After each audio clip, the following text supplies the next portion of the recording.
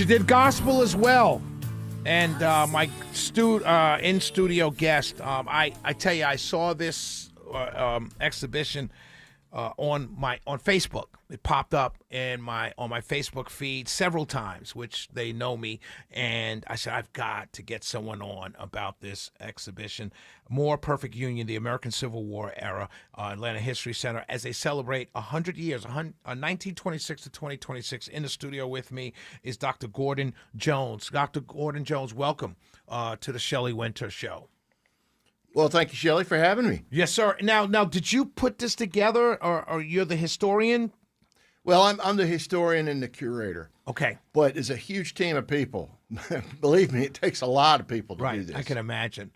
So talk to me about, like, what am I going to see? What will I see when we schedule our big listenership to join you one day in a couple weeks? What can people expect? You can expect to see the most magnificent exhibition, the most mind-opening exhibition about the American Civil War, the most unexpected things that you've ever thought about. Let's reset this conversation about the American Civil War. That's what we want to do. We want to put this thing in the overall arch of American history, that arc, and it says, what are we striving for as a nation? What have we always been striving for? To make ourselves better, a more perfect union. And the American Civil War was the great moment when Americans had these different visions for what that union would be. It was a decisive moment. And nobody knew how it was going to turn out. So let's hear it from them. Let's hear from their perspectives, in their voices, what they were expecting, what they wanted to see as a more perfect union. When we go to the exhibit, is it centered around Atlanta and what went on here, or is that just one part of the exhibit? It is centered on Atlanta when you get to the war part. Okay. Because this was ground zero for the outcome of the American Civil War. Had it not been for what happened here. Explain that. Oh, all right. So look, we're in 1864. It's an election year. All right, so Lincoln is up for re-election. The Northern public has lost faith, many of them, in his ability to lead in the war effort, in the effort for emancipation. They're doubting the entire war effort. All right, so what happens is with the capture of Atlanta, the Confederacy's great manufacturing and transportation center, Lincoln has the victory that he needs to convince a doubting Northern population that the war is winnable, that his program for winning it is going to do the trick. Everywhere you walk in Atlanta, we're on a battlefield. We're on a battlefield right here at WSB. All right, everywhere you walk. So it's focused like that on Atlanta, but the real story is, how did we get here?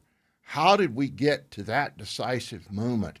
So the first third of the exhibition takes you to how we got here. To 1861-65. The middle third takes you through the war, and then the last third takes you almost up to the present.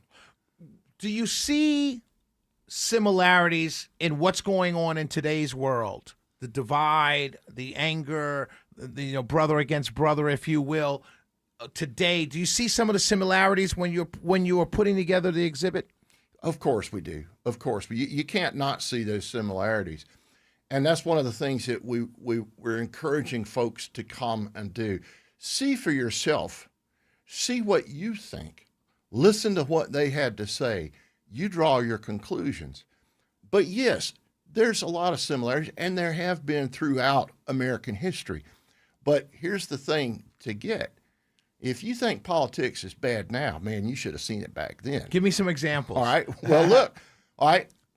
One example, John Brown, the most radical of the radical abolitionists. And right. we have a letter from John Brown written in 1856, and this is when he is asking the blade maker, the knife maker in Connecticut, for the pikes, all right, the weapons that he is going to use to knock over a United States arsenal at Harper's Ferry, Virginia, and to start an uprising of the enslaved and to begin what he thought would be an independent republic called the Subterranean Passageway. It was going to be this independent republic. He even had the Constitution written out. He had a flag for it. It was going to be all the enslaved people against the slaveholders.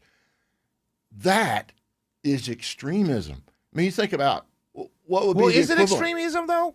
Well, I understand what you're saying, but in that current time, fighting what he was fighting, is it really extreme, or was the extreme holding people in bondage? Well, there you have it, and there's the contradiction. That's what we're getting at, right?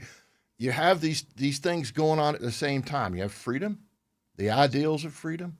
You have the realities of enslavement and the realities of the conceptions of race that existed among white people at that time. Right.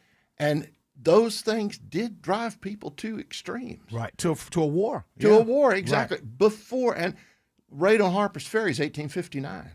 We don't have the war outbreaking until April of 1861. Before that, you had violence in Kansas and the Kansas Plains in 1856. I mean, think about this. All right, what would be the modern day equivalent of John Brown's raid on Harper's Ferry? What would that be? You know what thing pops in my head, but I'm minimizing John Brown's raid, is the Summer of Love after George Floyd, the rioting. That's what popped. That's immediately what popped in my head. I know it's not the same, but that's what popped in my head. Think that. All right, but then think about knocking over United States military installation and going in there to seize all of its weapons, to arm all the people. Right. Gotcha. January 6th, possibly. Possibly. But let's face it. There's really nothing today to compare. Yes. It just doesn't. Yes. And I should have answered that. No worries. But the issue of enslavement, slavery, freedom, slavery, that issue that was left unsolved by the Constitution, there's really no equivalent today. So, if you're thinking, I have a lot of people ask me, are we headed for a civil war today? That's what I was going to ask you. Not like that. Not like that. Not like that. Right. Let me ask you this then. Leading up to, right, when you talked about John Brown, was there any other central issue leading up to the Civil War besides slavery? Was there anything else that we were at war with each other around? I say compared to slavery, not really. But we do have to say this. Was the Union created in 1787 among the states, was it really perpetual? The Articles of Confederation in 1782 said they were, but the Constitution of 1787 really did not address that issue. So secession is still on the table. Right. We hear it come up every now and then, even to this day. Even to this day. Right. And it's not resolved, at least legally, until a Supreme Court decision in 1869 after the Civil War. So if you got this combination of this one powerful overriding political issue that everybody feels so strongly about, including the people who are the victims of enslavement, versus a system that isn't quite able to contain it. Right. And that is what's going to bring down the Republic in 1861.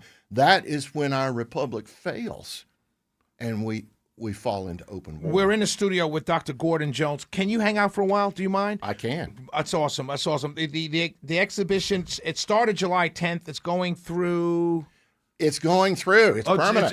It's a permanent exhibition. It's called A More Perfect Union, the American Civil War Era, leading up to the war and afterwards. I want to talk about after the war. Let's talk about that. But we're going to stay tuned. We're coming right back with Dr. Jones. But I also want to announce a day that's possible for all of us to go as listeners to this exhibit. We'll be right back. It's the Shelley Winter Show.